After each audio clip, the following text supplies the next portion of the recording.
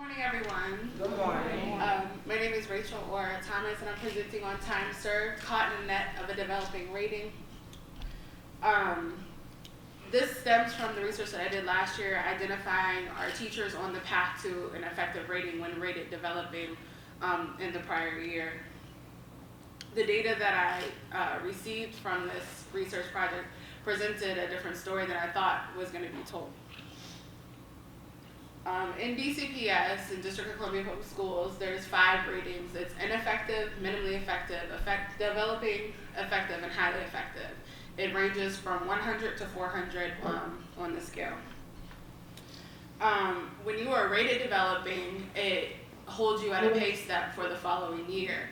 Contractually in the WTU CBA, it only says that you're held at minimally effective for your pay step. So the rationale behind this was identifying the step in which most educators are most frequently rated developing, identifying how many times teachers are rated developing consecutively, because when you're rated developing 3 times, you're impacted out and separated from the system.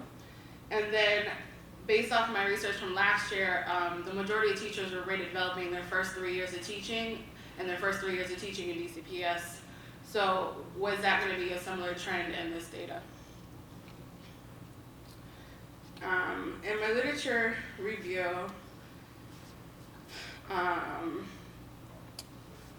BAMU in 2018 wrote an article about the high turnover rate in DCPS, stating that about 25% of the workforce leaves due to the impact evaluation system.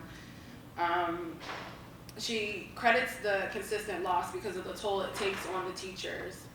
The impact evaluation system was created in 2007 under Michelle Reed.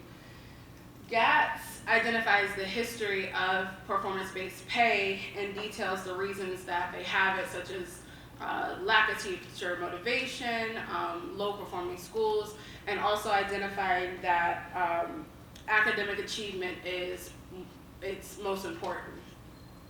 And then lastly, Rosales identified that performance-based pay or merit-based pay creates a toxic work environment, and what it does to the work environment, and doesn't necessarily improve test scores, but does it damage the culture and climate of schools. In DCPS alone, the culture and climate are greatly affected by performance-based pay.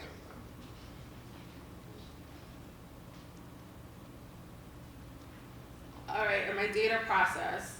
So I started my data actually in February of 2019, and it lasted until April 2019.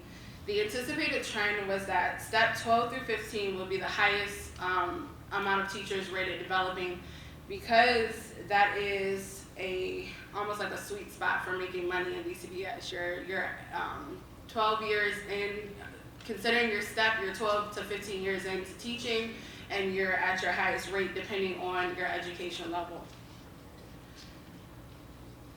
So I surveyed all 8 wards. It was paper-based, electronic, and phone interviews to fill a Google form. There were 10 questions and 1 short answer to get feedback and thoughts on the developing rating. Education and steps were taken from the collective bargaining agreement from 2016-2019.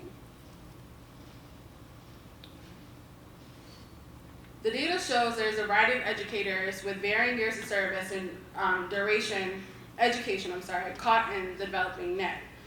48.6% were once rated highly effective, and one participant said she was rated highly effective the year before she was rated developing. A lot of answers in the short answer regarded that they were internalizing that rating, and it gave a negative reflection on their ability to teach their students. 32.4% of participants were in Ward 7, and 24.3% participants were in Ward 8. Equity and opportunity gaps do not just affect the students, but teachers as well. DCPS acknowledges the disparities in Wards 7 and 8 with low-performing schools, but teachers are also impacted by that due to low ratings on their evaluations. This data shows teachers are lower performing than the other 6 wards in DC.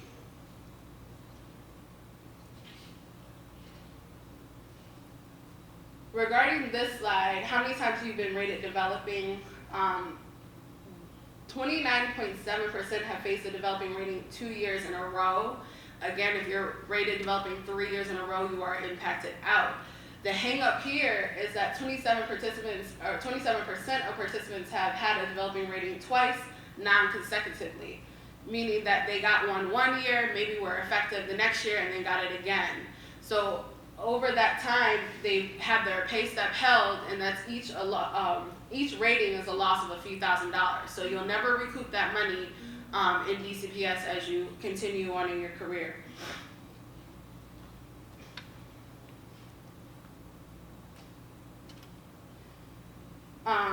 The majority of teachers in their first 3 years of teaching, and the first 3 years of teaching in DCPS were rated developing. After 10 years of consistent work and goal setting and development, someone should be considered an expert at their job. On this data, how many years have you been teaching when you were rated developing? 21.6% were in their 7th to 10th year of teaching, and 18.9% had been teaching in DCPS for at least 7 to 10 years. So at that point, when are we considered professionals or experts at our job when we're still being rated developing?